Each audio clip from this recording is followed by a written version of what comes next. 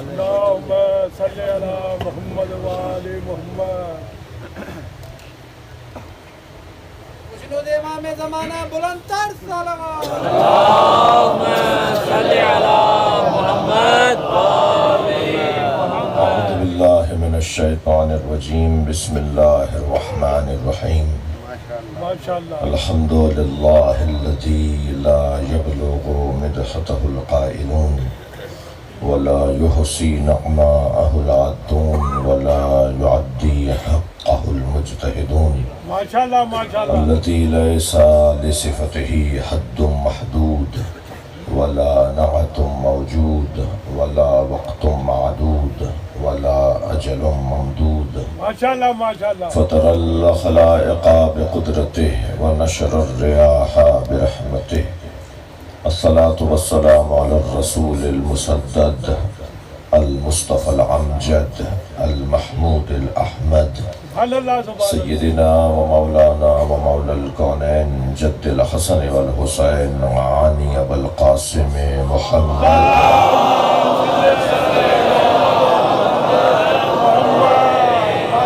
وآله الطيبين الطاهرين المعصومين الذين قال الله إنما يريد الله ليذهب عنكم الرجس أهل البيت ويطهركم تطهيرا.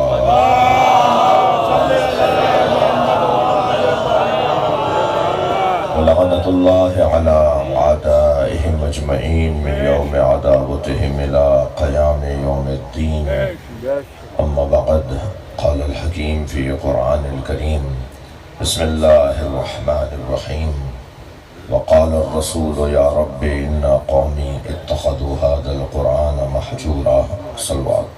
اللهم صل على محمد. سبحان اللہ سبحان اللہ. التماس ہے ایک سورہ فاتحہ، 3 مرتبہ سورہ اخلاص. مرحوم مغفور حاجی زوار کریم بخش بھائیو اور حاجی روز بخش بھائیو، ان کی زوجہ، آپ سب کی مرحومین شہداء ملت، رحم اللہ من قرأ الفاتحہ. بسم اللہ الرحمن الرحیم. اهدنا الصراط المستقيم صراط الذين أنعمت عليهم غير المغضوب عليهم ولا الضالين. بسم الله الرحمن الرحيم. قل هو الله أحد الله الصمد لم يلد ولم يولد ولم يكن له كفوا أحد. بسم الله الرحمن الرحيم. قل هو الله أحد الله الصمد لم يلد ولم يولد ولم يكن له كفوا أحد. اللهم صل على محمد وعلى محمد. مغفرت کے لیے صلوات.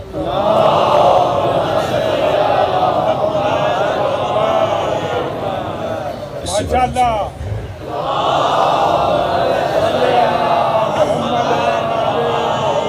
اس سے بھی بہتر صلوات.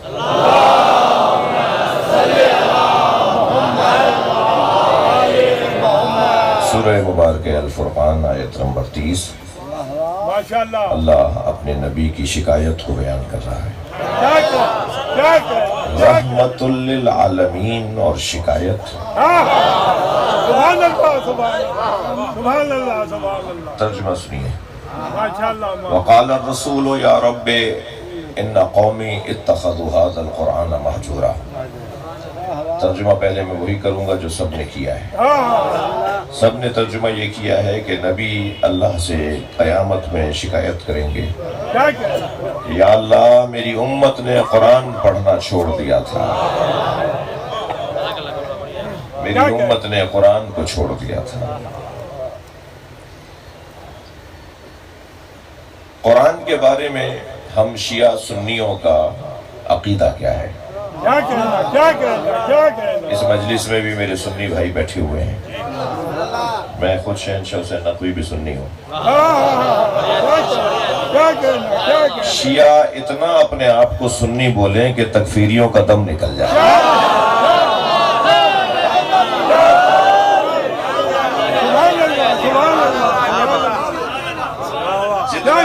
خود کو سنی کہے گا نا، یہ کافر کافر کے نعرے لگانے والے خود ہی مر جائیں گے۔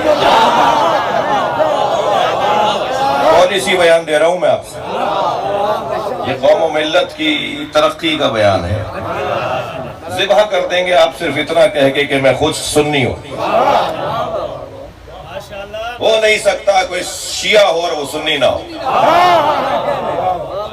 اور وہ کیسا سنی ہے جو علی کو نہیں مانتا، یہ ہو ہی نہیں سکتا تھا۔ ہو ہی نہیں سکتا۔ تو پھر ویسے بھی مذہبوں کے نام بدلنے والے، 200 سال پہلے جو نام تھے وہ 100 سال پہلے نہیں تھے، 600 سال پہلے جو نام تھے وہ 200 سال پہلے نہیں تھے، جو آج ہیں وہ کل نہیں ہو گئے، آگے کچھ نہیں۔ کیا کہنا، کیا کہنا؟ محمد والے محمد صلی اللہ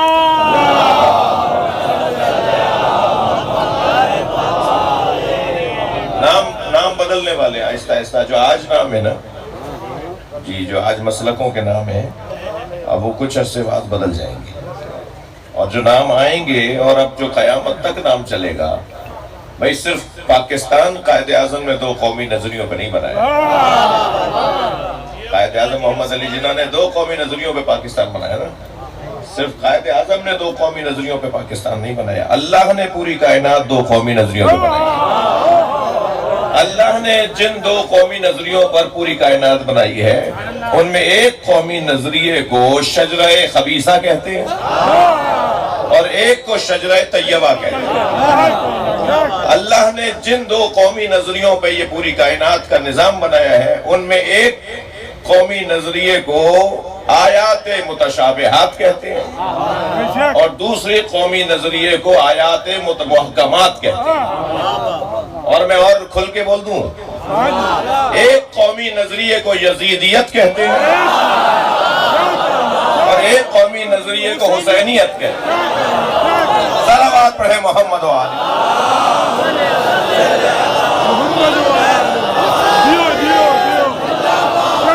کیا کہنا؟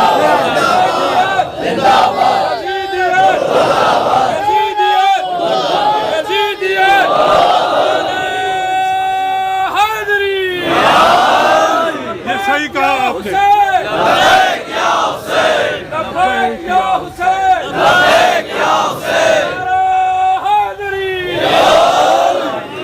توجہ کر لیا آپ نے؟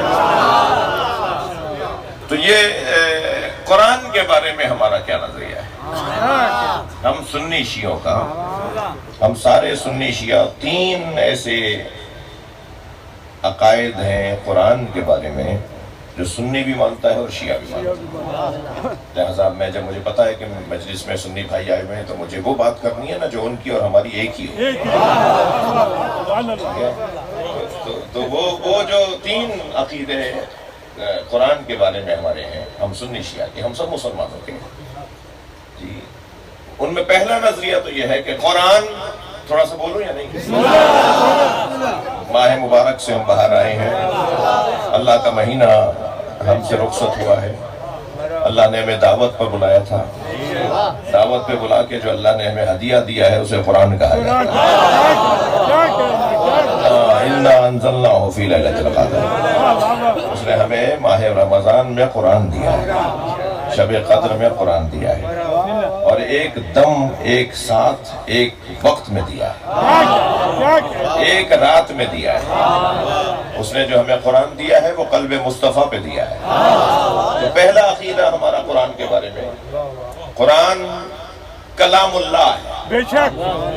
میرے چھوٹے بچے، جوان، کم سن ساتھی، ذرا میری آج کے اس خطاب کو، اس بیان کو ذرا نوٹ کریں، محفوظ کریں اور یاد رکھیں۔ قرآن کلام اللہ ہے، ہمارا پہلا عقیدہ۔ یہ اللہ کے علاوہ کسی اور کا کلام نہیں ہے، یہ اللہ کا کلام ہے۔ نبی مکرم نے زندگی بھر قلم کو ہاتھ نہیں لگایا، جو خود اللہ کا قلم تھا نا وہ قلم نہیں اٹھاتا تھا۔ اللہ نے جس قلم کے ذریعے کائنات کی تحریر بنائی ہے اسے محمد کہتے ہیں۔ نون والقلم وما یسطرون، اللہ نے جسے اپنا قلم بنایا نا، اللہ کا قلم سرکار کی ذات ہے، اس نبی نے کبھی قلم کو ہاتھ میں نہیں دیا. جی مولانا حضرات تشریف فرمائے، دانشور بیٹھے ہوئے ہیں، پروفیسر ڈاکٹر بیٹھے ہوئے ہیں. اگر یہ دانشور، یہ پڑھے لکھے لوگ قلم کو ہاتھ میں نہ لیں تو پھر ان کے پڑھے لکھے ہونے بے شک ہوتا ہے. یہ کیسے پڑھے لکھے ہیں؟ یہ قلم کوئی ہاتھ میں نہیں لیتے، یہ قلم ہی چلانا نہیں آتا. جس کے اقوال کو یاد کر کے ہم مفتی اور مجتہد ہو جاتے ہیں، اس نبی نے قلم کو ہاتھ نہیں لگایا. کبھی قلم کو ہی ہاتھ نہیں لگایا، بلکہ اگر کبھی کوئی تحریر ہوتی تھی تو کہتے تھے علی تم لکھو. سارے خط میرے مولا نبی نے مولا علی سے لکھوائے.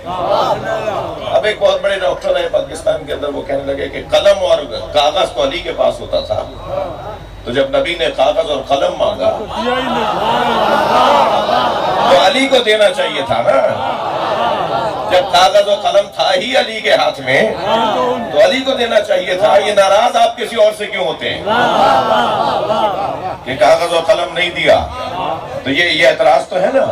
اور اعتراض یہ کیا کہ جب آپ کاغذ و قلم آپ کے پاس تھا، علی کے پاس تھا، تو پھر آپ کہیں اور ناراض کیوں ہوتے؟ علی نے کیوں نہیں دیا کاغذ و قلم؟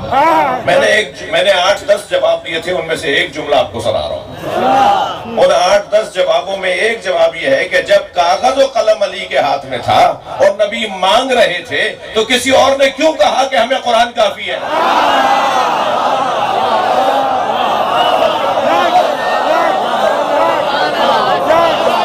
صلوات پڑھیں محمد و آل محمد.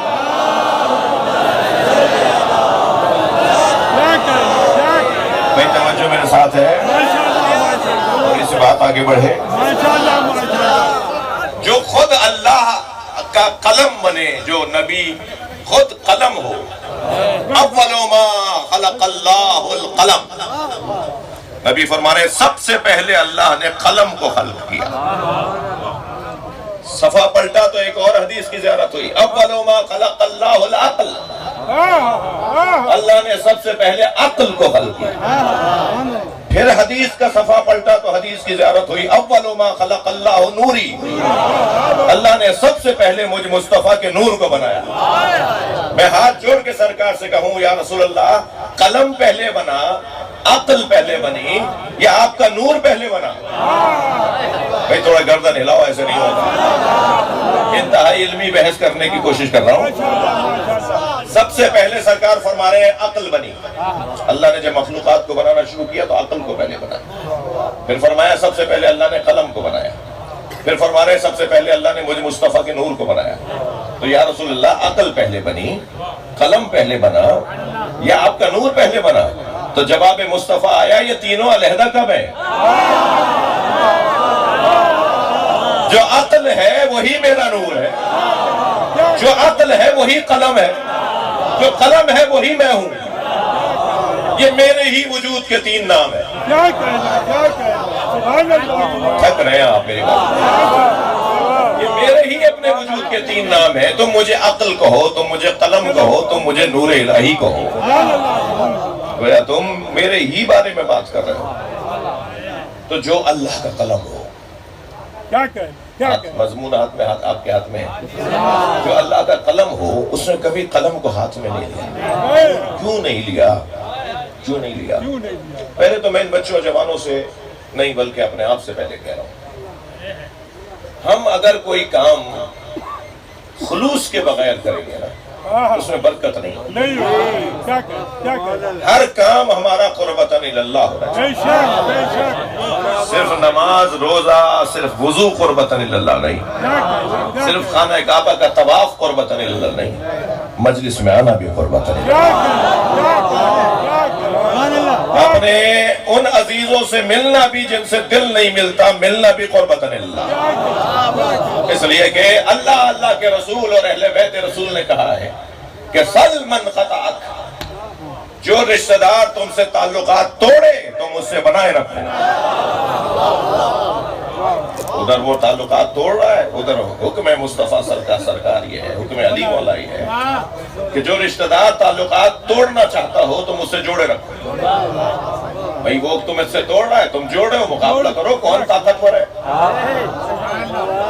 وہ توڑنے میں طاقت لگا رہا ہے، تم جوڑنے میں طاقت لگاؤ۔ جس مصطفیٰ نے تمہیں حکم دیا ہے نا کہ تعلقات جوڑے رکھنا، اس مصطفیٰ کی دعائیں تمہارے ساتھ رہے گی، ہارے گا وہ۔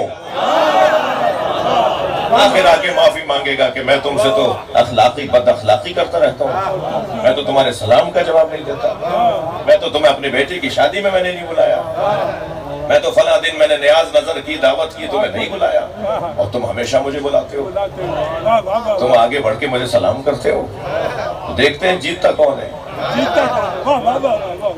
وہ چچا کا بیٹا جو تعلقات توڑ رہا ہے، وہ ماموں کا باپ بیٹا جو تعلقات توڑ رہا ہے، وہ جو چچا اور وہ جو ماموں سلام کا جواب نہیں دے رہے، وہ اپنا کام کریں، ہمیں اپنا کام کرنا ہے، پھر دیکھیں گے جیتتا کون ہے۔ ایک ایسا وقت آئے گا کہ وہ یہ کہے گا کہ میں غلطی پر تھا۔ میرے بچوں، اخلاق سے بہتر تبلیغ نہیں ہے۔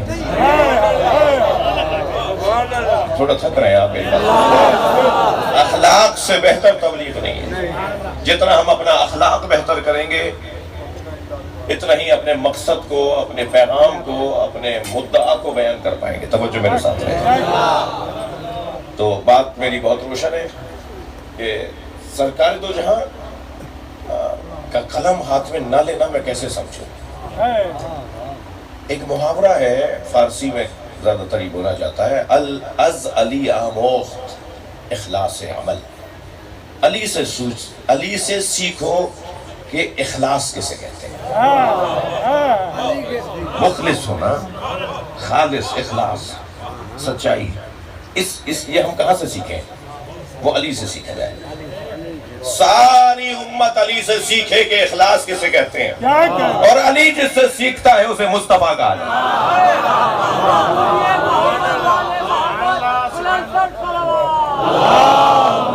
مولا علی جن سے سیکھتے ہیں وہ سرکار کی ذات ہے۔ تو سرکار کی زندگی اور اخلاص، میں ان بچوں جوانوں سے کہہ رہا ہوں کہ اپنے ہر کام میں خلوص کو لے کر آؤ۔ جہاں کہیں ذہن میں خیال آئے، دل میں خطور آئے کہ یہ مطلبی کو مطلبی، فوراً کہو نہیں، یہ میرا ثواب ضائع ہو جائے گا۔ میں اس وجہ سے ملنے نہیں آیا کہ مجھے ان سے اپنے بیٹے کی نوکری کروانی ہے، بلکہ میں ان سے خالص ہو کر آ جاؤں، سچائی کی محبت۔ نماز جماعت میں اس لیے نہیں آیا ہوں کہ مولانا سے تعلقات اچھے ہو جائیں، یا علاقے میں فلاں بڑے آدمی بھی نماز جماعت میں آتے ہیں، ان سے ملاقات ہو جائے، میں یا یہ کہ میں تو نمازی ہوں، نہیں، یہ ساری باتیں ملاوٹ کی باتیں ہیں۔ یہ شرک خفی ہے، ناراض نہیں ہوئیے گا، یہ شرک خفی ہے، ایک باریک سا شرک ہے، یہ موٹا بھی ہو جاتا ہے کبھی کبھی، یہ باریک سا شرک کبھی کبھی موٹا بھی ہو جاتا ہے، اور پھر جب یہ موٹا شرک ہو جاتا ہے تو پھر انسان مشرک بن جاتا ہے۔ مشرک بن جاتا ہے تو دائرے سے، اسلام کے دائرے سے نکل جاتا ہے، اور جو نکل جائے اسے واپس لانے کو مرتد کہا جاتا ہے۔ یہ دین چھوڑ کر چلا گیا، ابھی واپس آئے گا تو یہ ارتدادی کیفیت میں ہے۔ اللہ ہم سب کا پردہ رکھے۔ کیا معلوم کہ کون کتنی دفعہ جاتا ہے اور آتا ہے، لیکن ان چیزوں سے بچنے کا جو واحد ذریعہ ہے نا، وہ ہے اخلاص، اپنے اعمال کو مخلص کرنا ہے۔ میری بیوی سیدہ فرماتی ہیں، سیدہ کا فرمان ہے، من اخلص للہ 40 صباح، جس نے 40 دن تک اپنے آپ کو مخلص بنا کے رکھا، 40 دن اخلاص کے ساتھ کام کرے، صرف اور صرف اللہ، صرف اور صرف قربۃ اللہ، صرف اور صرف اللہ کی رضایت، اللہ کی خاطر زندگی گزارنے والا، کہ جو 40 دن تک اللہ کی خاطر زندگی گزارتا ہے اس کا ہاتھ ید اللہ ہو جاتا ہے، اس کی آنکھیں عین اللہ ہو جاتی ہیں، اس کی زبان لسان اللہ ہو جاتی ہے۔ جو 40 دن اللہ کی خاطر گزارے وہ عین اللہ، ید اللہ، لسان اللہ ہو جائے، جس کی ساری زندگی اللہ کی خاطر گزرے اسے علی کہا جاتا ہے۔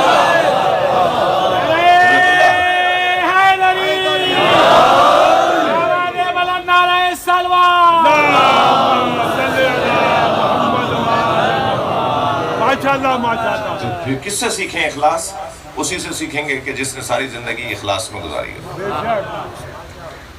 میرے ساتھ میرے بھائی بیٹھے بتا رہے تھے کہ مثلا مثال دے رہا ہوں کہ مجھے 10 سال ہو گئے، میں نے نماز اول وقت ترک نہیں کی، میں اول وقت نماز پڑھتا ہوں۔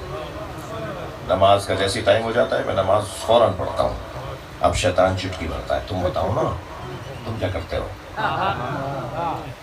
اب یہ جو چٹکی بھر رہا ہے نا شیطان, یہ جو گدگد گا رہا ہے نا شیطان, بولو کہ تم کیا کرتے ہو, تم بتاؤ کہ تمہاری تو 5 سال سے نماز شب بھی قضا نہیں ہوئی.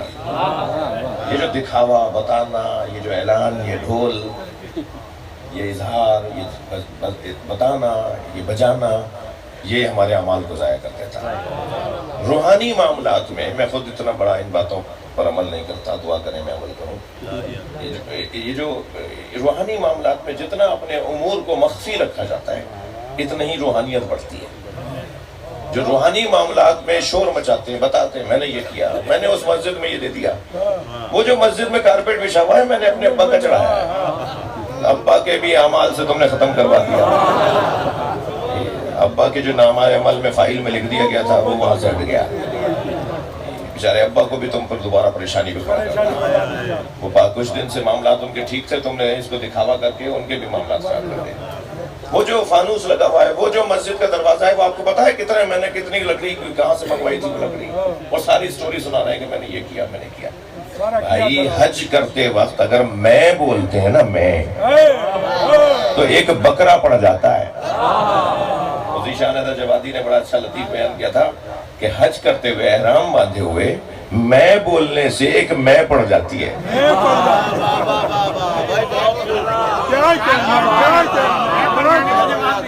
یہ ایک جانور پڑ جائے گا, ایک کفارہ دینا پڑے گا میں بولنے سے. اللہ کرے کہ ہم ہر حال میں احرام میں رہیں, ہمیں ہمیشہ اللہ یاد رہے. یہ جو بار بار مؤذن اذان کہتا ہے نا, ہمارا مزاج ہے بھولنے کا. ہم انسان ہیں نسیان سے, ہماری طبیعت کے اندر بھولنا ہے, ہم بھول جاتے ہیں. تبھی مؤذن ایک ہی بات بار بار کہتا ہے. ایک صاحب مجھ سے کہنے لگے آپ ہر سال کربلا کو یاد کرتے ہیں, وہی بات بار بار. ہم 1 سال بعد وہی بات بار بار کریں تو تمہیں برا لگ رہا ہے. مؤذن 5 مرتبہ وہی بات بار بار کرتا ہے.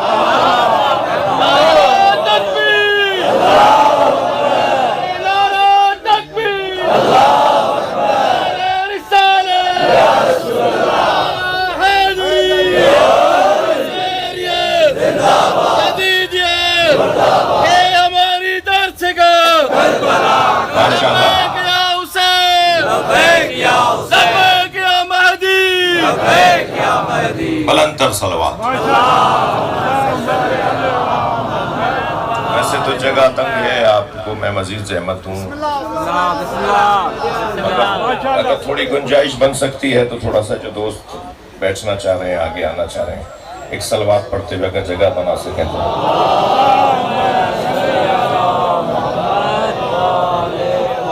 ایک صلوات بلند تر.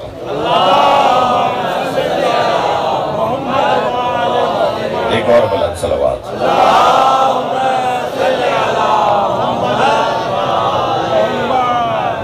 بات آگے بڑھے. خلوص. آپ ابھی مسجد میں جائیے گا, آپ کے علاقے کی مسجد کے اندر بھی قرآن کے قریب میں ہی کہیں ایک کتاب رکھی ہوئی ہوگی جس کا نام ہے مفاتیح الجنان. گھروں میں بھی تقریباً ہے, جن گھروں میں نہیں ہے وہاں ہونی چاہیے. مفاتیح الجنان شیخ عباس قمی نے دعاؤں کا مجموعہ, مناجات کا مجموعہ, دعاؤں کا مجموعہ ایک کتاب کی شکل میں جو ائمہ سے اہل بیت سے دعائیں نقل ہوئی ہیں انہیں ایک جگہ پہ جمع کر کے ایک کتاب لکھی ہے جس کا نام ہے مفاتیح الجنان. میں بہت سوچتا تھا, میرے ایک بزرگ نے بھی مجھ سے کہا, کبھی غور کیا کہ اس کتاب کو اتنی عزت کیوں ملی ہے؟ کتابیں بہت ہیں بھائی, روزانہ ہی 50 کتابیں لکھی جا رہی ہیں, مگر ہر کتاب کو اتنی عزت نہیں ملتی کہ وہ قرآن کے برابر میں آ جائے, وہ قرآن کے ساتھ میں کہیں رکھی بھی نظر آئے. ہر امام بارگاہ کو ایک جیسی عزت اور روحانیت نہیں ملتی, ہر مجلس کو ایک جیسی روحانیت نہیں ملتی, ہر مسجد کے اندر ایک جیسی رونق نہیں ہے. یہ کیا وجہ ہوتی ہے کہ کوئی ایک مسجد تو ایک خاص روحانیت اور رونق والی ہوتی ہے, کیا کہنا کوئی خاص امام بارگاہ, کوئی ایک امام بارگاہ ایسا, کوئی چند امام بارگاہ ایسے جس میں رونق خاص ہے. اس کی بڑی وجہ یہ ہے کہ اس کی بنیادوں میں جنہوں نے اینٹ رکھی تھی, جنہوں نے اس کو تعمیر کیا تھا, وہ مخلص تھے. جو کام اخلاص کی بنیاد پر کیا جائے اس کی رونق ہی کچھ اور ہے، اور جو دکھاوا ہو، بناوٹ ہو، تصنع ہو، جی دنیا کی مطلب کی خاطر ہو، وہ پروگرام، کام، مجلس، جلسہ، جلوس، میلاد سب کچھ ہو جاتا ہے، مگر اس کے اندر روحانیت نہیں ہوتی۔ ماضی میں مرمرے بڑھتے تھے، بتاشے بڑھتے تھے، نختیاں بڑھتی تھیں، یہ مونگ پھلیاں بڑھتی تھیں، یہ تبرک لینے کے لیے لائن لگانا پڑتی تھی، ٹوکرا لے کے کھڑا ہوتا تھا، وہ بانٹ رہا ہوتا تھا۔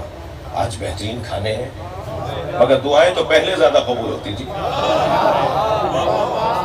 تھوڑا مجھے معاف کیجئے گا اگر کوئی بات ایسی، پہلے والے زیادہ مطمئن تھے، ہمارے بڑے زیادہ مطمئن تھے، جو ہمارے دادا، ہمارے تایا، ہمارے بزرگ تھے، اور آج اتنا خرچہ ہو رہا ہے، وہ والی روحانیت نہیں ہے، اس لیے کہ پیسے کی دوڑ میں اخلاص کی رخصتی ہو گئی ہے۔ اس نے اتنی بڑی مجلس کی ہے تو میں بھی اتنی بڑی کروں گا، میں چھوٹا ہو جاؤں گا اگر اس نے فلاں چیز ڈالی تھی اور میں فلاں چیز نہیں ڈالوں گا۔ تو یہ جو چیزیں ہیں نا، یہ انسان کے اندر، یہ اللہ والوں کے پاس یہ نہیں کام ہونا چاہیے۔ اب میں آپ کو دلیل دے رہا ہوں کیوں سرکار نے قلم ہاتھ میں نہیں لیا۔ نہیں میں نے وہ ایک بات کی تھی، پہلے اسے رپورٹ کروں۔ کبھی غور کیا کہ مفاتیح الجنان اتنی عزت اس کو کیوں ہوئی؟ مفاتیح الجنان لکھنے والے نے زندگی بھر نہیں بتایا کہ میں نے ایسی کتاب لکھی ہے۔ ان کی زندگی میں اس کتاب کا کسی کو نہیں پتا تھا، وہ اپنے خاص شاگردوں کے حوالے کر کے گئے، رحلت کے بعد اس کو اتنی عزت ملی۔ میں تو آج اپنی تقریب رونمائی کرواتا ہوں، کتاب لکھتا ہوں تو میں خود کرواتا ہوں۔ جب ہم کتاب لکھتے ہیں نا تو ایک ہوٹل کے اندر، ایک بڑے شادی ہال کے اندر جی سیمینار ہوتا ہے، تقریب رونمائی ہو رہی ہے۔ بھائی جن کی خاطر لکھا ہے ان کو رونمائی کی تمہاری ضرورت ہی نہیں ہے، وہ خود ہی تمہاری کتاب کو مشہور کروائیں گے۔ تم اپنی کتاب کی رونمائی اللہ کے آگے کروا دو، وہ خود پھیلا دے گا۔ یہ میرے اندر ایک نفس ہے، میں اپنے اوپر رکھ کر بات کر رہا ہوں، میں خود آپ کے معاشرے کا رہنے والا ہوں۔ ہمارے معاشرے میں ایسے ہی کچھ ہو رہا ہے نا۔ شیخ عباس قمی نے اتنی معتبر کتاب کو نہیں بتایا یہ میری کتاب ہے۔ ایک دن ان کے والد آئے گھر کے اندر اور کہنے لگے، بیٹا تم اتنے بڑے عالم ہو، آج تک تم نے کوئی کتاب نہیں لکھی۔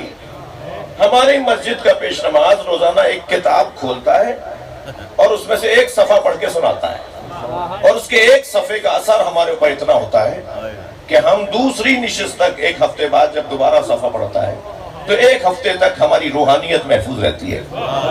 وہ ایک صفحہ پڑھ کر سناتا ہے، ایک ہفتے تک ہمارے اندر انسانیت اور ایمان باقی رہتا ہے۔ تم اتنے بڑے عالم ہو، آج تک اتنی ایسی کوئی کتاب ہی نہیں لکھی۔ تو شیخ عباس قمی نے کہا، بابا وہ کون سی کتاب ہے جس سے وہ صفحہ پڑھتے ہیں؟ کہنے لگے منازل الآخرہ، آخرت میں کیا ہوگا۔ کتاب کا نام ہے منازل الآخرہ، آخرت میں منزلیں کیا کیا ہوں گی۔ کہ وہ منازل الآخرہ سے ایک صفحہ پڑھ کے سناتے ہیں۔ مسکرا کے خاموش ہو گئے۔ جب تک ابا زندہ رہے نہیں بتایا کہ وہ کتاب میں نہیں لکھی، اور اپنے آپ سے اور اپنے آپ کو سمجھاتے رہے کہ میں ابا کو بتاؤں گا تو اس کے اندر میرا خلوص نہیں رہے گا۔ اب جو اللہ کی خاطر ایسا جیتا ہو، جو اللہ کی خاطر ایسے رہتا ہو، پھر اس کی کتاب کو عزت ملنی ہے یا نہیں؟ اب ذرا جملہ سنیں، سرکار نے قلم ہاتھ میں کیوں نہیں لیا؟ اگر نبی قلم ہاتھ میں لیتے اور کچھ لکھتے تو امت کہتی کہ یہ قرآن انہوں نے لکھا ہے۔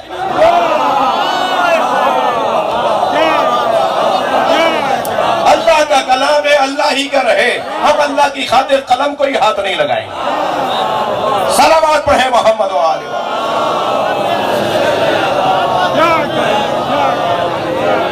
بلند تر صلوات۔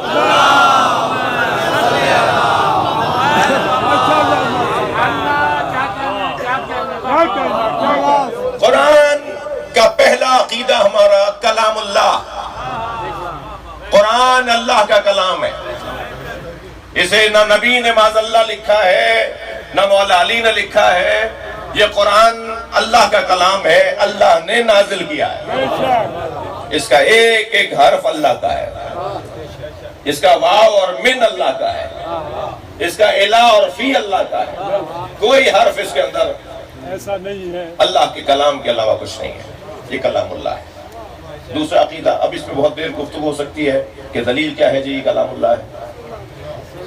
دلیل کیا ہے قرآن اللہ؟ یہ تو آپ کا دعویٰ ہے مسلمانوں کا، آپ سنی شیعہ کا دعویٰ ہے، کوئی پوچھ سکتا ہے دلیل کیا ہے؟ دلیل دے دوں؟ دلیل یہ ہے کہ قرآن مجید میں اللہ نے 4 آیتوں میں اعلان کیا ہے کہ اگر کوئی اسے میرا کلام نہیں مانتا کہ یہ مجھ اللہ کا کلام ہے تو اس کے 114 سورے ہیں، 10 سورے اس جیسے لکھ کر لے آؤ۔ بھائی اگر یہ کسی مخلوق کا کلام ہے نا، یہ اللہ کا کلام نہیں ہے تو تم بھی لکھ کر لے آؤ۔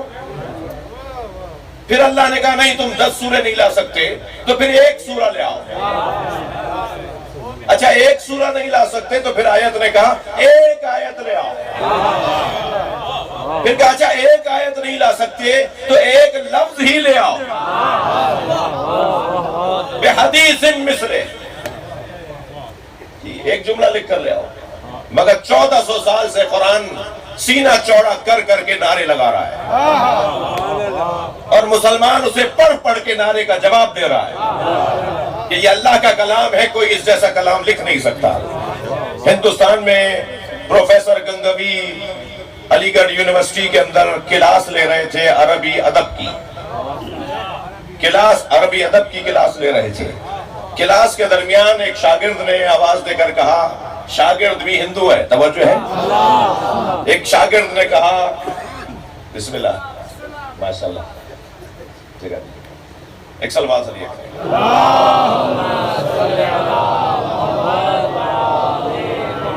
بھائی، صلوات تو آل نبی پہ پڑھی ہے۔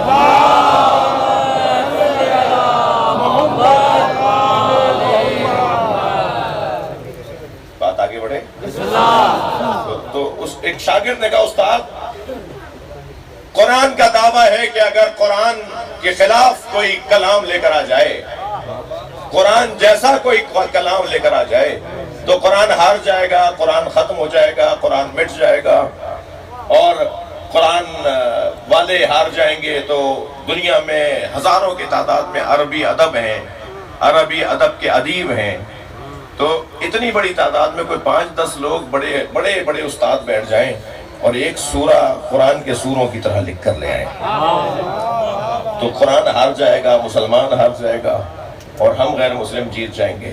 تو پروفیسر گنگوی خود ہندو، پروفیسر عربی ادب کے کہتے ہیں خبردار بیٹا، آئندہ ایسا سوچنا بھی نہیں۔ میں بہت بڑا ادیب ہوں اور دنیا کے عرب ادیبوں کو جانتا ہوں، خبردار ایسا سوچنا بھی نہیں، اس لیے کہ قرآن کا ایک چھوٹا بھائی ہے جسے نہج البلاغہ کہتے ہیں۔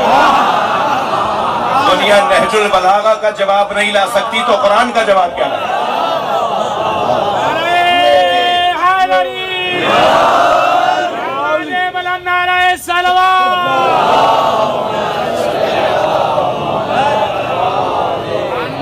پہلا عقیدہ قرآن کے بارے میں، قرآن کلام اللہ ہے۔ دوسرا عقیدہ قرآن کے بارے میں یہ ہے کہ قرآن قلب مصطفیٰ پہ اترا ہے۔ اس قرآن کا تعلق نبی کے علاوہ کسی اور سے نہیں۔ قرآن یعنی نبی کا معجزہ، قرآن یعنی قلب مصطفیٰ پہ اترنے والا اللہ کا کلام۔ جہاں اللہ کا کلام اترے وہ قلب مصطفیٰ ہے۔ یہ قلب مصطفیٰ اس قرآن سے زیادہ سنگین ہونا چاہیے، ورنہ یہ قرآن پہاڑ پر اترتا ہے تو پہاڑ ریزہ ریزہ ہو جاتا ہے۔ تو جس قلب پر یہ قرآن اتر رہا ہے اسے اور سنگین تر ہونا چاہیے۔ ہر روڈ کے اوپر جہاز نہیں چلتا،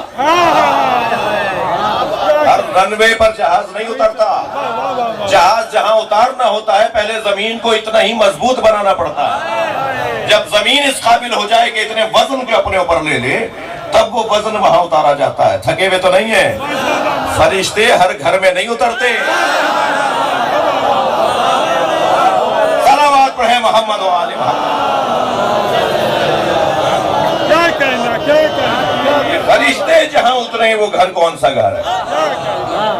قرآن جس قلب پر اترے وہ قلب کتنا سنگین ہوگا۔ روزانہ علامہ اقبال نماز فجر کے بعد قرآن کی تلاوت کرتے تھے۔ ایک دن ان کے ابا ان کے برابر سے گزرے، کہنے لگے بیٹا کیا پڑھ رہے ہو؟ کہنے لگے بابا قرآن پڑھ رہا ہوں۔ کہا یہ تو سوائے مصطفیٰ سرکار کے کوئی سمجھ ہی نہیں سکتا۔ تو کہنے لگے کیا مطلب ہے پھر قرآن ہم نہ پڑھیں؟ کہنے لگے نہیں پڑھو مگر کیونکہ یہ قلب مصطفیٰ پر اترا ہے تو قلب مصطفیٰ میں جگہ بناؤ. میں تھوڑی کرتا نہیں لاتا میرا بھائی. قلب مصطفیٰ پر یہ قرآن اترا ہے, قلب مصطفیٰ میں جگہ بناؤ تاکہ تمہیں قرآن سمجھ میں آئے. کہنے لگے قلب مصطفیٰ میں جگہ کیسے بنتی ہے؟ کہنے لگے فاطمہ کو راضی کرو.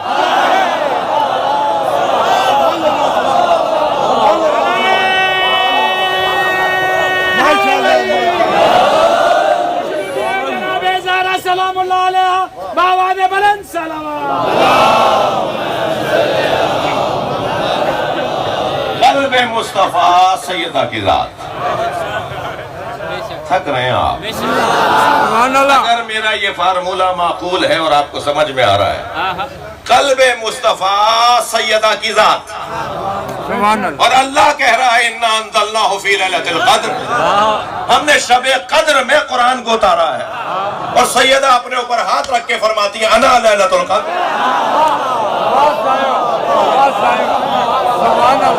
میں فاطمہ اللہ کی رات ہوں.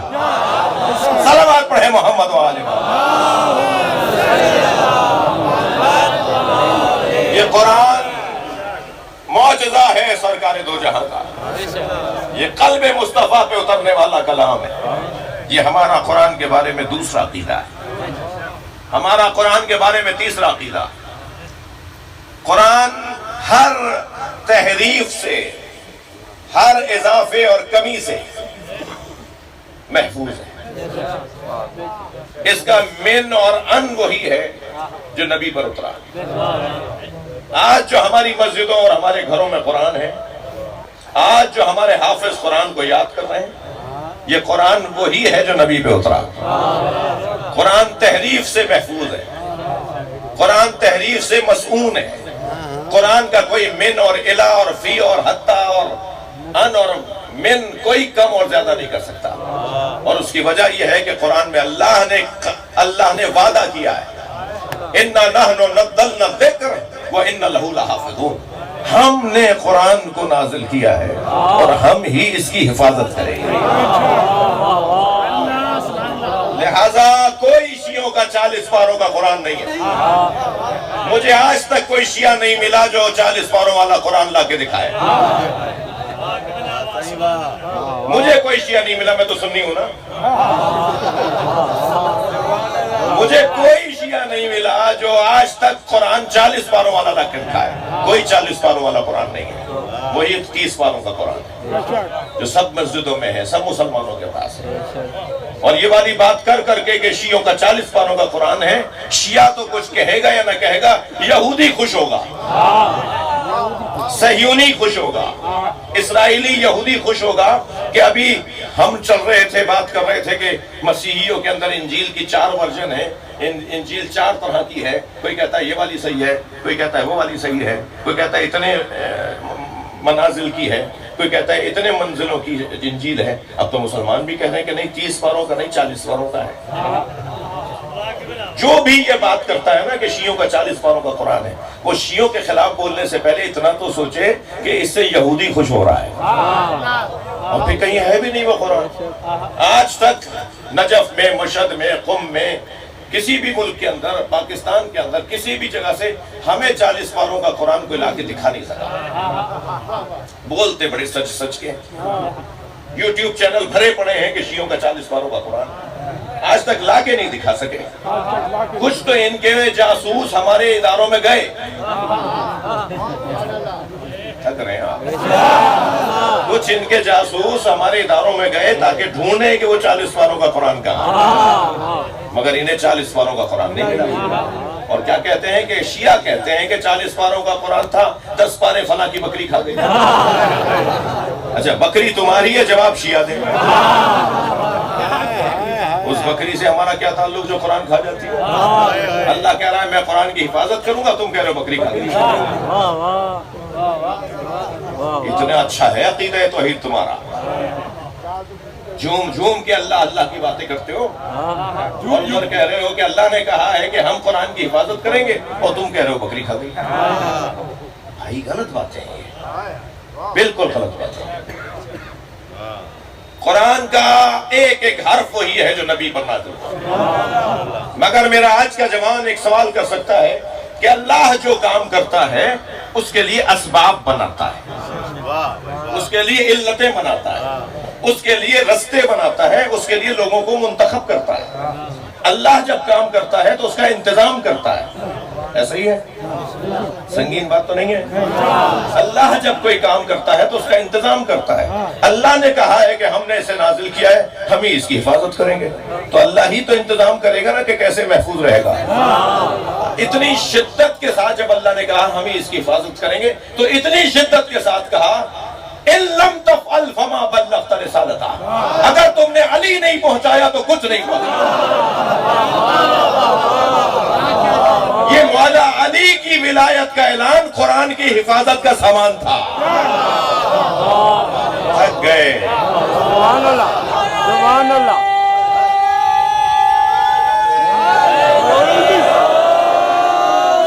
یہ مولا علی کی غدیر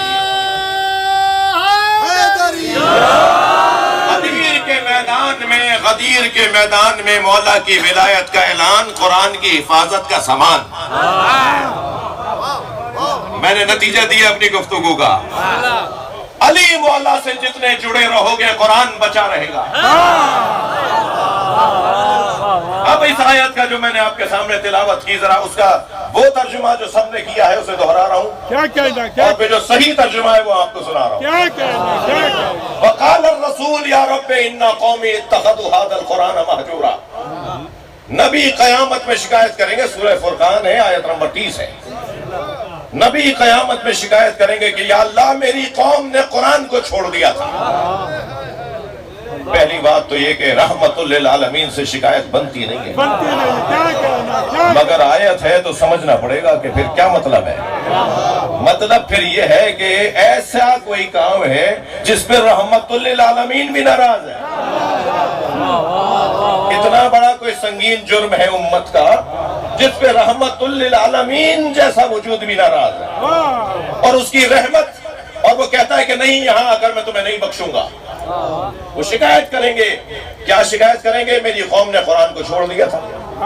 تو جتنا قرآن آج پڑھا جا رہا ہے اب سے 100 سال پہلے نہیں پڑھا جا رہا تھا۔ کیا کہنا، کیا کہنا، کیا کہنا؟ سب سے زیادہ جو کتاب چھپتی ہے وہ قرآن، سب سے زیادہ جس کتاب کو حفظ کیا جاتا ہے وہ قرآن، کیا کہنا؟ سب سے زیادہ جس کتاب کو پڑھا جاتا ہے وہ قرآن۔ اس وقت سب سے زیادہ پڑھی جانے والی دنیا میں، ورلڈ میں سب سے زیادہ جو کھلتی ہے روزانہ پڑھی جاتی ہے وہ قرآن ہے۔ کیا کہنا، کیا اور یہ تو آج کے حالات ہیں، امید ہے کہ اور ذرا شعور بڑھے گا تو ہر جگہ قرآن ہوگا۔ قرآن ہوگا، کیا کہنا، کیا کہنا؟ اور نبی تو قیامت میں شکایت کریں گے کہ میری امت نے قرآن کو چھوڑ دیا تھا، اور ادھر تو امت قرآن لیتی چلی جا رہی ہے۔ تھوڑی گردن ہلاؤ بھائی، تھوڑا میرا ساتھ دو، میں ایک مضمون کو بیان کر رہا ہوں۔ ادھر نبی قیامت میں شکایت کریں گے کہ میری امت نے قرآن چھوڑ دیا تھا، ادھر ہمیں نظر آ رہا ہے کہ قرآن ہی قرآن ہو رہا ہے۔ جی کتنی اسی وقت کوئی 800 900 تو شیعہ حافظان قرآن پاکستان میں، جی ہزاروں کی تعداد میں ہمارے سنی بھائیوں کے حافظان قرآن ہیں۔ ہمارے بڑوں نے قرآن اگر صحیح طرح نہیں پڑھا تھا تو آج ان کے بچے اور پوتے اچھا پڑھ رہے ہیں، قرآن کثرت سے چھپ رہا ہے۔ تو پھر یہ نبی کیا شکایت کریں گے کہ یا اللہ میری قوم نے قرآن کو چھوڑ دیا تھا؟ نہیں بھائی، ترجمہ ہی غلط ہوا ہے۔ ترجمہ یہ ہے ہی نہیں جو آج ملا نے بتایا ہے۔ توجہ، ترجمہ کیا ہے؟ نبی فرما رہے ہیں یا رب ان قومی اتخذوا هذا القرآن، یا اللہ میری قوم نے قرآن کو لے لیا تھا مہجورا، تنہا۔ بھائی تھوڑا توجہ بڑھائیں گے۔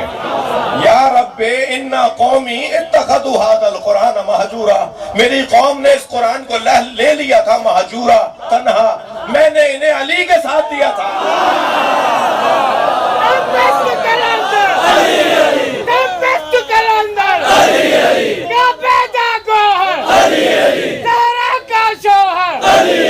حسنین کا بابا، حسین کا مولا، سلمان کا مولا، مقداد کا مولا، نمبر کا مولا، آدم کا مولا، عیسیٰ کا مولا،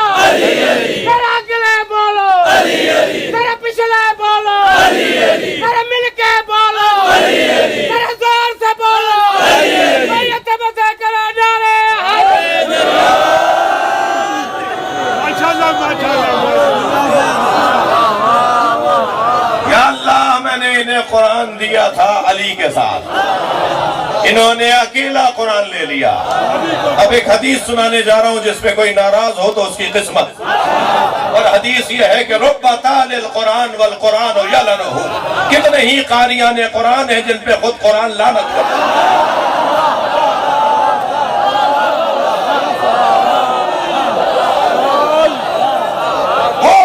کے بغیر قرآن پڑھتا ہے، قرآن خود اس پہ لعنت کرتا ہے۔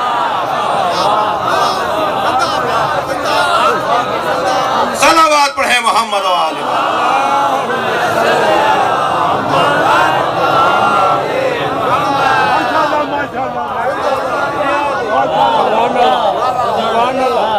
قرآن کی حفاظت کا سامان علی،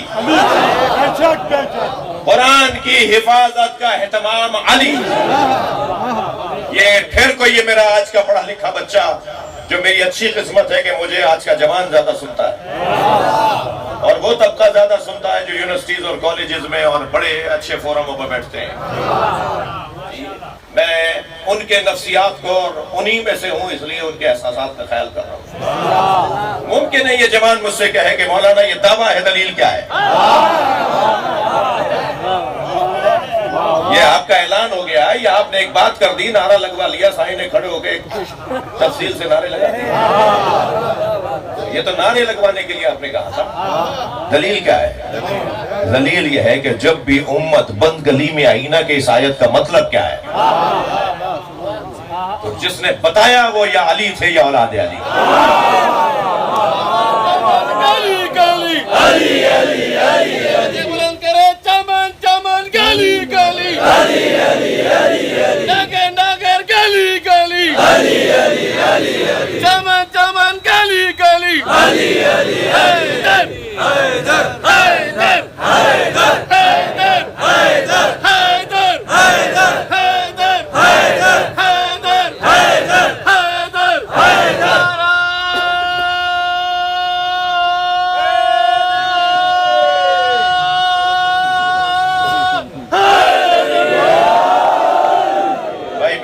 میں طالب علم ہوں اور قرآن کا طالب علم ہوں، میرے پاس بلا مبالغہ 50 سے زیادہ مثالیں ہیں کہ جب امت تھک گئی کہ اس آیت کا مطلب کیا ہے، اس لفظ کا مطلب کیا ہے، تو پھر علی یا اولاد علی نے آ کے بتایا کہ اس کا مطلب کیا ہے۔ قرآن کی حفاظت کا کام اس گھرانے کے پاس، قرآن کی حفاظت کا، بھائی ماہ رمضان سے گزرے ذرا قرآن سن لیجئے، قرآن کی حفاظت کا کام اہل بیت کے پاس۔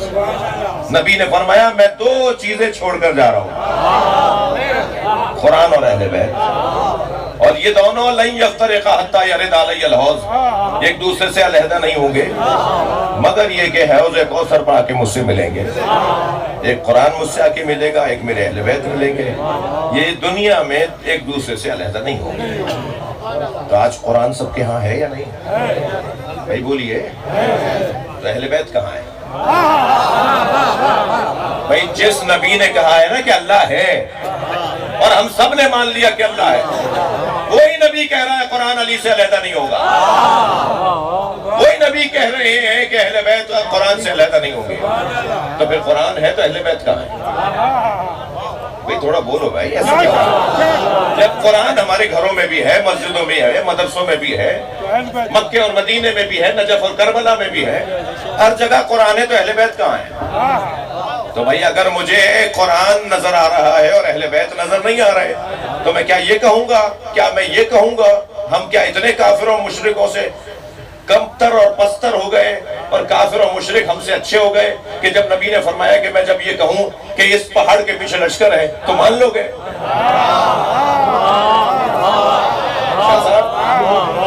سرکار نے فرمایا کہ اگر میں کہوں کوہ ابو قبیس کے پیچھے لشکر ہے تو مان لو گے؟ سب نے کہا مان لیں گے۔ حضرت نے فرمایا جا کے دیکھو اور لشکر نہ نظر آئے تو کیا بولو گے؟ میں نے تم سے کہا کہ پہاڑ کے پیچھے لشکر ہے، تم نے بات مان لی، تم نے جا کے دیکھا لشکر نہیں نظر آیا، کیا بولو گے؟ کہنے لگے ہم کہیں گے ہماری آنکھیں دھوکہ کھا رہی ہیں، محمد جھوٹ نہیں بولتا۔ بھائی مشرک اور کافر تو نبی کے سچے ہونے پر اتنا یقین رکھتے ہیں کہ ہاں لشکر کھڑا ہے مگر ہمیں نظر نہیں آ رہا. تو اگر ہمیں مہدی نظر نہیں آ رہے تو تم اپنی آنکھوں پر بات کیوں کر رہے ہو؟ نبی کے قول پر بات کرو.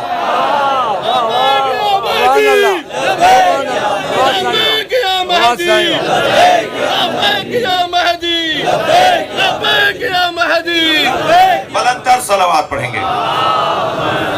مجھے اندازہ ہو رہا ہے کہ دیر ہو رہی ہے، میرے بعد سائیں کو بھی پڑھنا ہے. بھائی اگر ہمیں قرآن نظر آ رہا ہے اور اہل بیت میں سے کوئی فرد نظر نہیں آ رہا، ادھر نبی صادق نے کہا ہے، مخبر صادق نے کہا ہے کہ قرآن اور اہل بیت ایک دوسرے سے علیحدہ نہیں ہوں گے، اور قرآن ہے اور اہل بیت نظر نہیں آ رہے. تو میں کیا کہوں گا؟ میری آنکھوں کا دھوکہ ہے نا.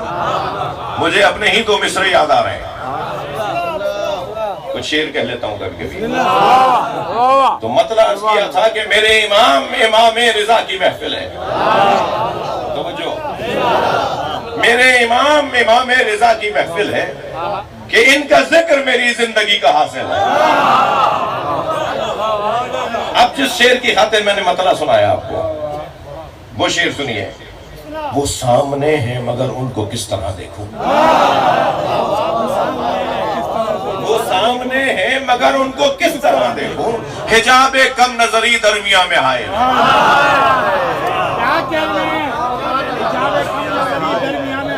میرے سامنے ہیں، مجھے نظر نہیں آ رہے. کیا ایسا کبھی نہیں ہوتا؟ کیا ایسا کبھی نہیں ہوتا کہ چیز سامنے ہو اور نظر نہ آ رہی ہو؟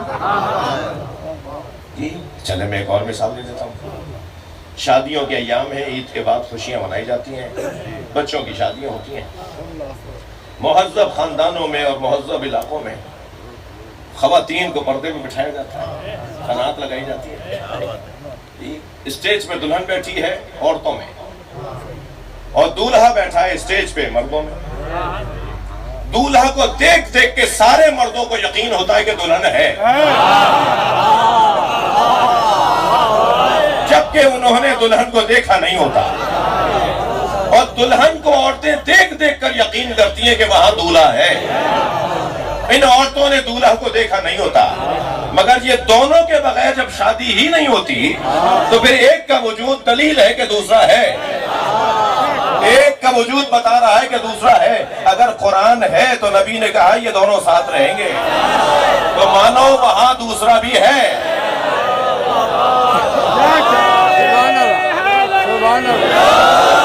صلوات محمد و آل محمد.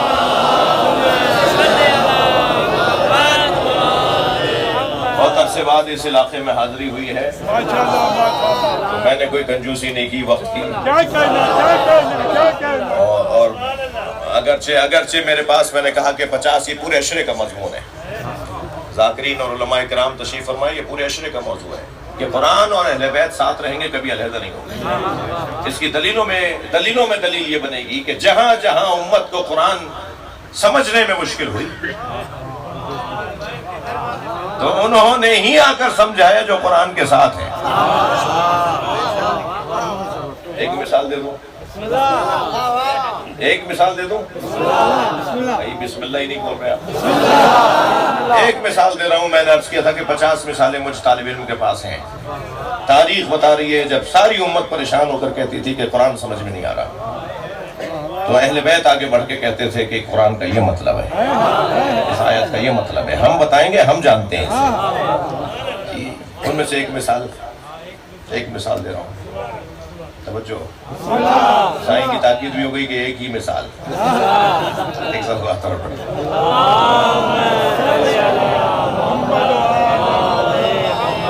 اب مجھے ہو رہا ہے کہ میں مثالوں میں کون سی مثال دوں، لیکن چلیں جو ابھی کیونکہ امام کے تصور پر ہم چلے گئے تھے تو وہی مثال دیتا ہوں جو امام کے تصور کے ساتھ ہے. حجاج ابن یوسف میں کا دربار لگا ہوا ہے. حجاج ابن یوسف کا تو نام محبان اہل بیت نے سنا ہے. ظالم ترین سفاک ترین بادشاہ، جس نے علویات اور علویون یعنی آل رسول اہل بیت کے اولادوں اور سادات کو جس بے دردی سے مارا، اس پہ سنی شیعہ میں بھی اختلاف نہیں ہے. یعنی سنی بھی کہتا ہے کہ ہاں سفاک ترین اگر کوئی بادشاہ اور خلیفہ تھا تو حجاج ابن یوسف صاحب، جس نے محمد بن قاسم کو یہاں بھیجا. خالہ زاد بھائی تھا محمد بن قاسم، اور ہماری ہسٹری کو بدل دیا اور کہا محمد بن قاسم تو اسلام لے کر آیا تھا، سندھ کے اندر اسلام لایا تھا. محمد بن قاسم سندھ کے اندر اسلام نہیں لایا تھا، سندھ میں تو بی بی پاک دامنہ اسلام لائی. حضرت مختار ثقفی نے مکران کے ساحل پر بی بی پاک دامن کو بھیجا تھا. یہ جو آج لاہور میں بی بی کا مزار ہے، یہ یہاں گوادر میں اور یہ کراچی کے ساحل پر بھیجا تھا انہیں حضرت مختار ثقفی نے. یہ جو جتنا کراچی سے لے کے گوادر تک جو ساحل ہے یہ مکران کا ساحل کہلاتا ہے. جی مکران کے ساحل پر حضرت مختار ثقفی نے اہل بیت کی 25 بیویوں کو بھیجا تھا، بیویوں کو، سیدانیوں کو، جن میں سے ایک بی بی پاک دامنہ ہے جن کا نام رقیہ بنت علی، مولا علی کی بیٹی ہے. ہم شام جاتے ہیں جناب زینب کو سلام کرنے، لاہور تو برابر میں ہی ہے، لاہور تو برابر میں ہے. ہمیں کم سے کم سال بھر میں ایک دفعہ مولا علی کی بیٹی کو سلام کرنا چاہیے. ہم سونے چاندی کے دروازوں کی وجہ سے تو وہاں نہیں جاتے، وہ تو شام والوں کی اور عراق و ایران والوں کی مہربانی ہے کہ انہوں نے روزہ سجایا ہوا ہے، اور یہاں والوں کی نااہلی ہے جو انہوں نے روزہ نہیں سجایا. ورنہ قبر میں تو وہ بھی علی کی بیٹی ہے، قبر میں تو یہ بھی علی کی بیٹی ہے. ہمیں کوتاہی نہیں کرنی چاہیے. خاص طور پر ہم جب بھی لاہور جائیں تو اپنے مسافرتوں میں، مصروفیتوں میں، اپنے جو ہم طے کر کے جا رہے ہیں کہ ہم اس آفس کے کام سے جا رہے ہیں فلاں کاروبار کی، تو 1 گھنٹہ 2 گھنٹے لگائیں کہ بیوی کو سلام کرنے جائیں گے. صحیح ہے. تو مکران کی سندھ کے اندر تو یہ اسلام لائی. سندھ تقریباً جھنگ تک تھا، جو سندھ ہے نا آج ملتان اور اس سے آگے تک، یہ جو آج پنجاب کا جنوبی پنجاب ہے یہ تقریباً جنوبی پنجاب سارا سندھ تھا. یہ حدود تبدیل ہوتے آئے ہیں، سرحدیں بدلتی آئی ہیں، بہت سے ملک بڑے ہوئے ہیں، بہت سے ملک چھوٹے ہوئے ہیں، پھر ملکوں کے اندر صوبے بڑے چھوٹے ہوئے ہیں. تو سندھ کے اندر محمد بن قاسم اسلام نہیں لے کر آیا. محمد بن قاسم تو سادات کو مارنے آیا تھا. یہ میں ہی نہیں کہہ رہا، ہمارے اہل سنت علماء آج الحمدللہ اچھا بول رہے ہیں. بڑے کلپس آپ کو مل جائیں گے اس موضوع کے پر، میں کوئی نئی بات نہیں کر رہا. ٹھیک ہے. تو حجاج ابن یوسف جو اس کا خالہ زاد بھائی تھا، اور اس نے حضرت یحییٰ ابن زید جو افغانستان میں دفن ہے، ان کا سر کاٹنے کے لیے اسے بھیجا تھا محمد بن قاسم. زیدی سادات کے موری سے اعلیٰ حضرت یحییٰ بن زید، حضرت زید شہید کے بیٹے، انہیں مارنے کے لیے آیا تھا. ان کا سر لے کے گیا تھا یہاں سے. تو یہ بات تو علیحدہ ہو گئی. حضرت دور کون سا ہے؟ حضرت مختار کا دور تو کچھ پہلے کا دور ہو جائے گا، لیکن جس دور کی میں بات کر رہا ہوں وہ حجاج ابن یوسف کا دور، امام محمد باقر کا دور. حجاج ابن یوسف جس زمانے میں بادشاہ ہے، ائمہ اہل بیت میں جو امام ہے وہ امام محمد باقر. حجاج کا دربار لگا ہوا ہے. بس آخری بات، حجاج کا دربار لگا ہوا ہے اور دربار میں بیٹھے ہوئے لوگوں سے کہتا ہے کہ مجھے قرآن کی ایک آیت نے تھکا دیا. قرآن کی ایک آیت مجھے سمجھ میں ہی نہیں آتی، اور وہ آیت یہ ہے کہ وَإِن مِّنْ أَهْلِ الْكِتَابِ إِلَّا لِيُؤْمِنَنَّ بِهِ قَبْلَ مَوْتِهِ وَيَكُونُ عَلَيْهِمْ شَهِيدًا.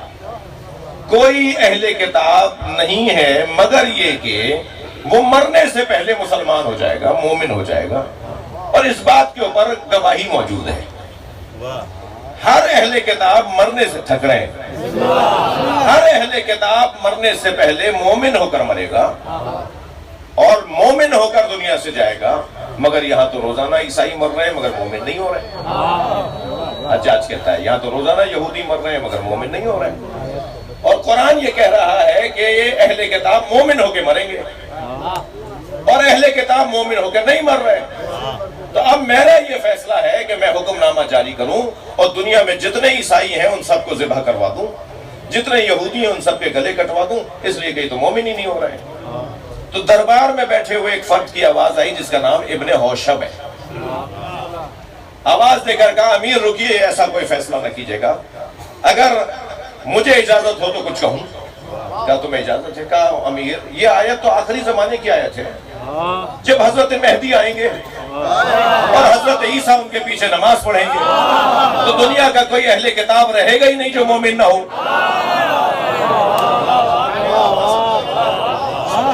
برائے ظہور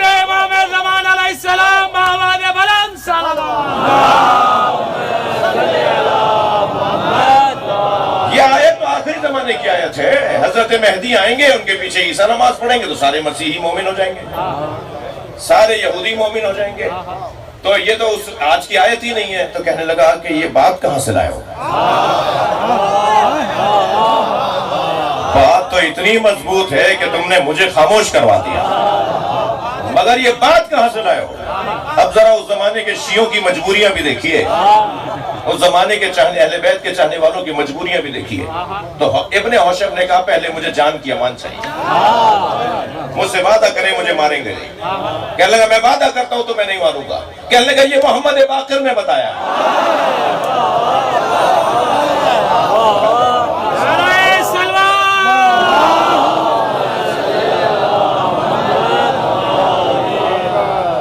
قرآن کے محافظ علی اور اولاد علی، اور ایسے محافظ کے سر کٹ بھی جائے تو نیزے کی انی پر بھی قرآن پڑھتے ہیں۔ ان کا قرآن کے ساتھ اتنا گہرا تعلق ہے۔ نبی نے کہا تھا نا کہ یہ علیحدہ نہیں ہوں گے، تو بدن تو دو حصوں میں بٹ گیا، مگر قرآن ان کے ساتھ رہا۔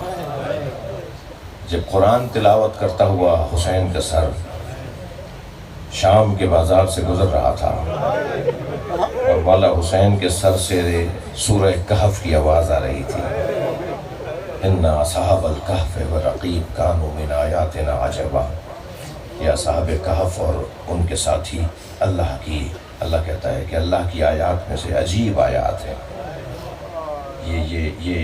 یہ والی آیات سورہ کہف کی امام حسین پڑھ رہے تھے، امام کا کٹا ہوا سر نیزے کے انی پہ پڑا۔ تو کیفیت کچھ ایسی تھی۔ ابن ربی نامی ایک مسافر ہے جو شام کے ایک مسافر خانے میں ٹھہرا ہوا ہے۔ وہ کہتا ہے میں سو رہا تھا کہ شادیانے بجنے کی آواز آئی، ڈھول، تاشے، شادیانے، شہنائی، وہ بجنے کی آوازیں آئیں۔ کہتا ہے آوازیں اتنی تھیں، رقص اور طرب کی آوازیں ایسی تھیں کہ میں مجبور ہوا کہ اپنے حجرے سے نکلوں۔ میں نے برابر میں ٹھہرے ہوئے ایک مسافر کا دروازہ بجا کے پوچھا کہ آج مسلمانوں کی کوئی عید تو نہیں ہے؟ تو یہ مسلمان آج خوشی کیوں منا رہے ہیں؟ تو اس نے کہا نہیں عید تو کوئی نہیں ہے، مگر کربلا میں ایک باغی نے خروج کیا تھا،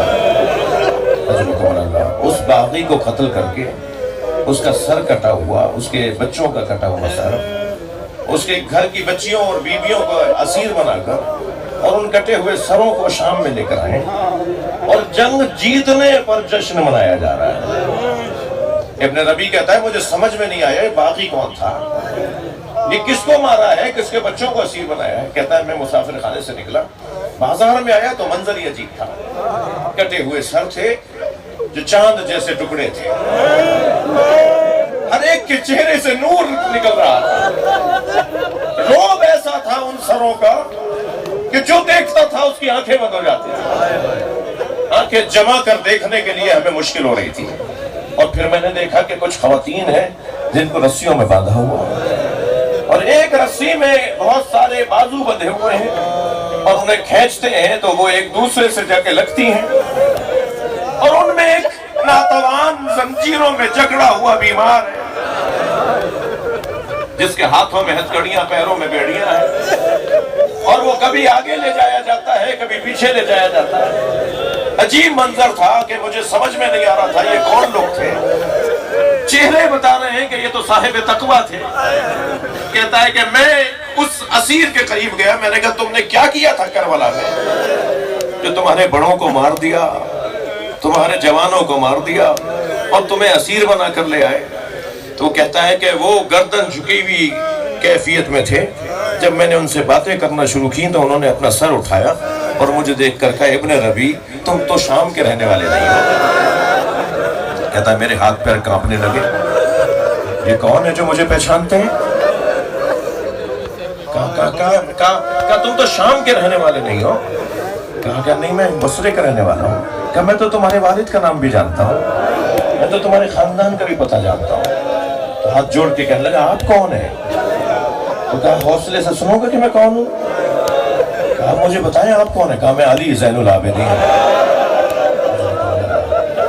ابن ربی کہتا ہے کہ میں نے ایک مرتبہ امام کے پیروں پر گر کے بوسہ دیا اور میں نے کہا مولا یہ کیا منظر ہوا ہے، یہ کیا ہو گیا؟ کہ ابن ربی وہ جو قرآن پڑھنے والا سر ہے وہ بابا حسین کا ہے، اور وہ بھائی علی اکبر کا سر ہے، اور وہ بھائی قاسم کا سر ہے، اور وہ گھوڑے کی گردن میں میرے چچا عباس کا سر ہے، اور ابن ربی یہ مت پوچھنا کہ بیویاں کون ہیں۔ اجرکم اللہ، اللہ آپ کو کوئی غم نہ دے۔ ابن ربی کہتا ہے میں نے ہاتھ جوڑ کر کہا مولا مجھے حکم کرے میں کیا خدمت کروں، میں کیا کام آ سکتا ہوں اہل بیت کے؟ اللہ کسی امیر کو، کسی کریم کو یہ دن نہ دکھائے۔ جب اس نے کہا نا کہ میں آپ کے کیا کام آ سکتا ہوں، تو امام نے فرمایا تمہارے پاس پیسے کتنے؟ اللہ کسی کریم کو یہ دن نہ دکھائے۔ امام نے فرمایا تمہارے پاس پیسے کتنے؟ کہا مولا 2000 درہم ہے۔ کہ جاؤ کچھ چادریں خرید کر۔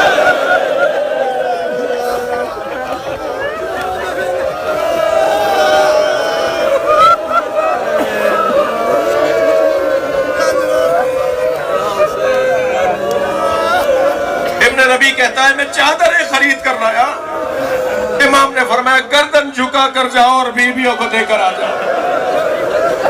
میں نے سیدانیوں کو چادریں جا کے دی۔ کچھ دیر بعد نیزہ بردار آئے اور پھر سروں سے چادریں اتار۔ میں نے امام سے جا کر کہا امام کوئی اور حکم فرمائے، میں کیا کر سکتا ہوں اہل بیت کے لیے؟ امام نے فرمایا اور کتنے پیسے ہیں؟ مولا 1000 درہم باقی بچے ہیں۔ امام نے فرمایا جو نیزوں پہ نیزے اٹھائے ہوئے ہیں جن پہ سر ہے نا، انہیں دربار میں پیسے مل رہے ہیں، یہ سارا کام پیسے کے لیے کر رہے ہیں، تم ان میں سے جا کر لوگوں کو پیسے دو اور ان سے کہو سروں کو آگے لے جائیں۔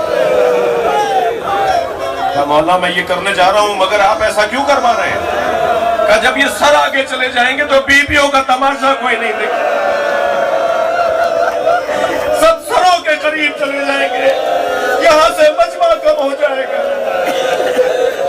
ابن ربی کہتا ہے کہ میں گیا مگر کچھ لوگوں نے میری بات مانی، کچھ نے نہیں مانی۔ ابھی یہ کیفیت تھی کہ میں نے دیکھا ایک شخص نے، جملہ سنیے گا، وہ کہتا ہے میں نے دیکھا ایک شخص نے حسین کی پیشانی پہ پتھر مارا، اب مجھ سے رہا نہیں گیا، میں نے تلوار نکال لی، مگر جیسے ہی میں نے تلوار نکالی تو امام سجاد کی آواز آئی ابن ربی رکو، ابن ربی رکو۔ میں نے مڑ کر امام کی طرف دیکھا، امام نے فرمایا تلوار واپس رکھو۔